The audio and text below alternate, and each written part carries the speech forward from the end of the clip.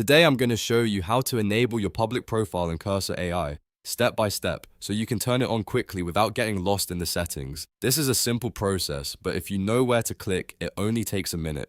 If this video helps you out, please hit the like button and subscribe for more easy software tutorials just like this. Alright, let's jump right in. First, open the Cursor AI website in Chrome. You can do this by typing Cursor AI into Google or going directly to the official website if you already have it saved.